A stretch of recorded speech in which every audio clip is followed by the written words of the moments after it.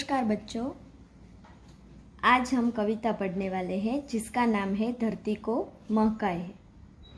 कविता का नाम सुनते ही आपको ऐसा लगा होगा कि धरती यानी कि भूमि को हमें महकाना यानी कि सुगंध से ज़्यादा सुंदर बनाना है। बच्चों, अभी बारिश की मौसम है तो आपको भी धरती पर बारिश गिरने की वजह से मिट्टी की जो खुशबू आती है वह सबको पसंद है ना? पसंद आपको? तो इस काव्य में भी प्रकृति के कई सारे तत्व की बात की गई है। इस काव्य में प्रकृति के तत्व फूल, सूरज, दीपक की यहाँ बात की गई है। यहाँ कहा गया है कि फूल हमेशा मुस्कुराता रहता है, सूरज रोज अपना प्रकाश फैलाता है और कार्य करता है, और दीपक खुद जलकर जग को रोशनी देता है। हमें भी किसी भी परिस्थिति में प्रसन्नता से अपना काम करना चाहिए और अपनी धरती को ज़्यादा से ज़्यादा सुंदर बनाने की कोशिश हमें करनी चाहिए। यह हमें इस कहानी में, इस कविता में हमें बताया गया है। तो आपको यह कहानी पहले मैं आपको सुनाती हूँ, तो आपको ध्यान से इसे सुनना होगा और इसका राग आपको याद रखना होगा। आपको कविता सुनना अच्छा लगता है ना? तो यहाँ जो सुनाई दे इसके साथ आपको भी यह कविता गानी होगी। तो मैं आपको सुनाती हूँ, आपको वह ध्यान से सुनना होगा।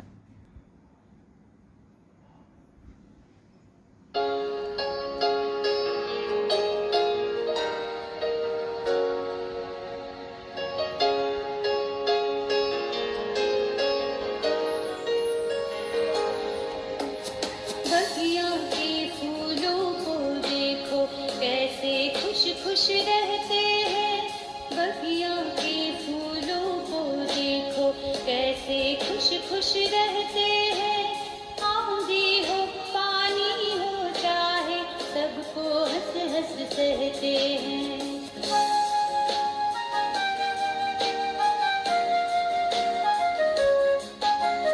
सूरज की किरणों को देखो रोज धरा पर आती है।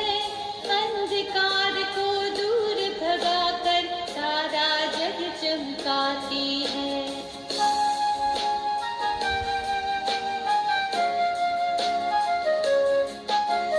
दीपक को देखो कैसे यह हरदम जलता रहता है।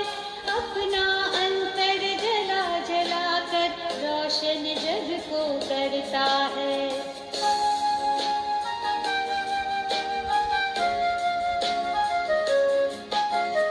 आओ हम भी इंसान बनकर जग में अपना नाम कमाए। अच्छे सच्चे काम करें और सारी धरती को महकाए।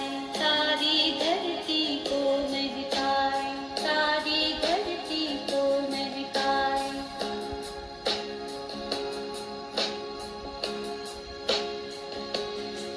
बच्चों, आपने ये कविता का गान एक बार सुन लिया है, तो मैं आपको दूसरी बार यह कविता का गान सुना देती हूँ ताकि आपको याद रखने में सरलता हो और आप अच्छी तरह से समझ पाए इस कविता का राग।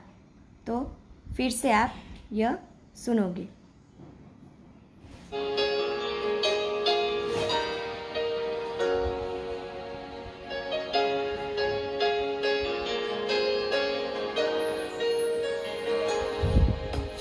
बगिया के फूलों को देखो कैसे खुश खुश रहते हैं।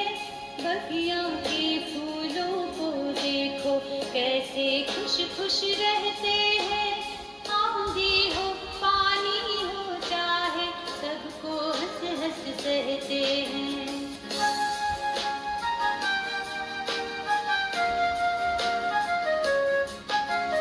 सूरज की किरणों को देखो रोज धरा पर आती है।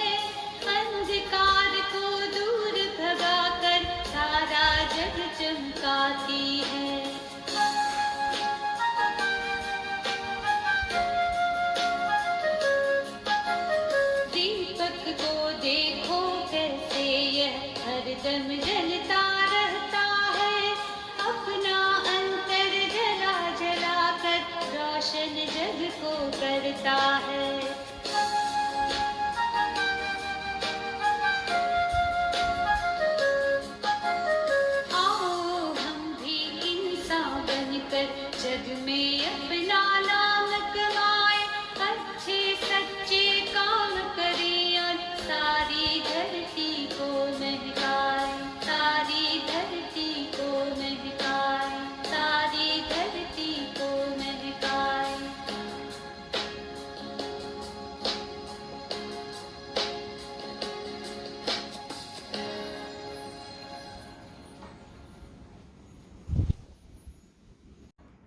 तो बच्चों, आपने ये कविता सुन ली होगी। आपको ये सुनना अच्छा लगा ना?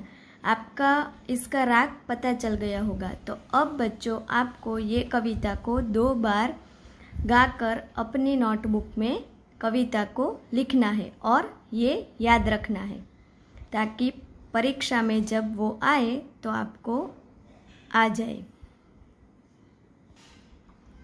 बच्चों, आपने ये कविता सुनी तो आपने सुना होगा कि इस कविता में धरती को महकाने की बात कही गई है और प्रकृति के अलग अलग जो तत्व है उसकी बात की गई है। यहाँ बताया गया है कि प्रकृति सबसे बड़ा शिक्षक है। उसके अलग अलग रूपों से हमें बहुत कुछ सीखने को मिलता है। इस कविता में हमें कवि ने कहा है कि फूल, सूर्य और दीपक से हमें बहुत कुछ सीखने को मिलता है, वह इस कविता में बताया गया है। तो अब यहाँ जो बताया गया है, बगिया के फूल, दीपक और सूरज से हमें कई सारी चीज़ सीखने को मिलती है। बगिया के फूलों के बारे में बताया गया कि वो हमेशा हंसते रहते हैं, चाहे कितनी भी आंधी हो, तूफान हो, तो वह हरदम हंसते रहते और खुश रहते। इसी तरह सूरज के बारे में बताया गया है कि सूरज की किरणों को देखो, वह दिन प्रतिदिन हर रोज़ आती है धरती पर, फिर भी सारे संसार को प्रकाशित करती है। इसी तरह दीपक के बारे में बताया गया है कि वह हरदम जलता रहता है और अपना हृदय जलाकर भी वह दुनिया को उजाला देता है।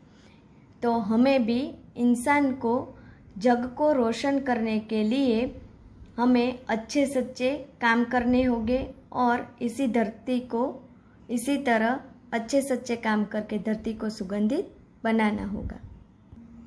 यह इस कविता में हमें कहा गया है। तो बच्चों, ये आपको कविता को सुनकर, पढ़कर अब अपनी नोटबुक में लिखना होगा।